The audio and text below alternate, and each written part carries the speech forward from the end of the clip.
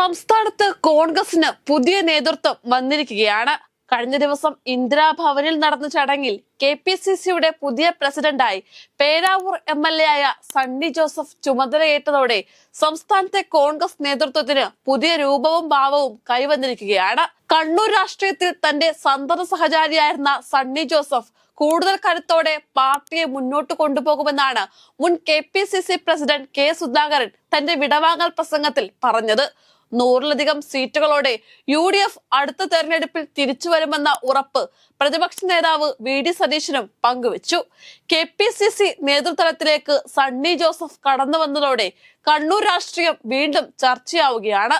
സംസ്ഥാനത്ത് LDFന്റെയും UDFന്റെയും നേതൃത്വം കണ്ണൂർ ജില്ലയിലാണ്.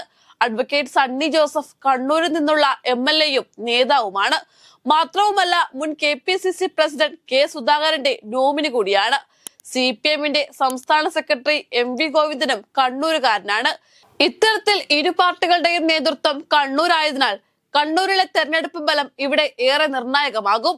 കോൺഗ്രസിന്റെ പുതിയ നേതൃത്വത്തിന് കണ്ണൂർ പിടിക്കുക എന്നത് ആത്യന്തികമായ ലക്ഷ്യമാണ്.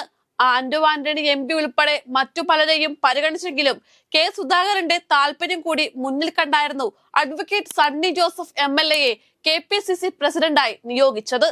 അതുകൊണ്ട് തന്നെ ഏത് വിജയനെയും അധികാരത്തിൽ എത്തുകയും അങ്ങനെ അധികാരത്തിലെത്തുമ്പോൾ കണ്ണൂർ ജില്ലയിലെ ഭൂരിഭാഗം സീറ്റുകൾ പിടിക്കുകയും ചെയ്യേണ്ടത് പുതിയ നേതൃത്വത്തിന്റെ മുമ്പിലുള്ള വലിയ കടമ്പയാണ്. 2021 നിയമസഭാ തെരഞ്ഞെടുപ്പിൽ 9 സീറ്റുകൾ നേടി LDF വിജയിച്ചപ്പോൾ 2 സീറ്റുകളിൽ UDF ഒതുങ്ങുന്ന കാഴ്ചയാണ് കണ്ടത്.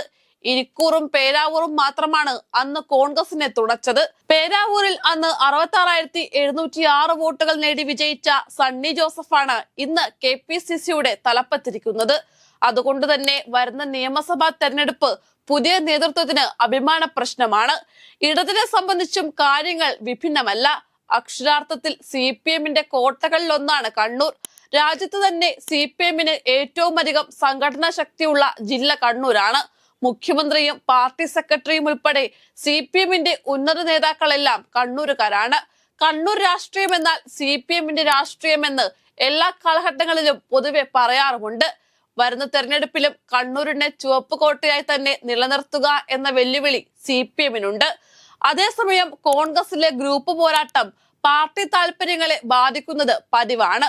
ഭരണം കിട്ടുന്നതിന് മുമ്പ് തന്നെ മന്ത്രിസ്ഥാനത്തിനും MLA സ്ഥാനത്തിനും വേണ്ടി കടിപിടി കൂടുന്ന പാർട്ടിയിലെ പതിവ് രീതികളോട് ജനങ്ങൾക്ക് പൊതുവെ അവജ്ഞയാണ്.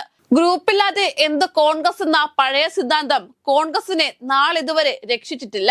പാർട്ടിയേക്കാൾ വ്യക്തി താല്പര്യത്തിന് പ്രാധാന്യം നൽകിയാൽ ചിന്തിക്കുന്ന പുതിയ തലമുറ കോൺഗ്രസിനെ വീണ്ടും കൈവിടുമെന്നതിൽ സംശയമില്ല. നിരവധി മുതിർന്ന നേതാക്കളുള്ള കോൺഗ്രസിൽ അവസരങ്ങൾക്ക് അവസരം കൊടുക്കാതെ എല്ലാവരുടെയും താല്പര്യങ്ങളെ സംരക്ഷിച്ച് ഒരു മാലയിലെ മുത്തുപോലെ കോർക്കുക എന്ന ഭാരിച്ച ചുമതലയാണ് പുതിയ നേതൃത്വത്തിന് മുന്നിലെ വലിയ വെല്ലുവിളി. ഈ വെല്ലുവിളിയെ പുതിയ ടീം മറികടക്കുമോ എന്ന് കാത്തിരുന്നു കാണാം.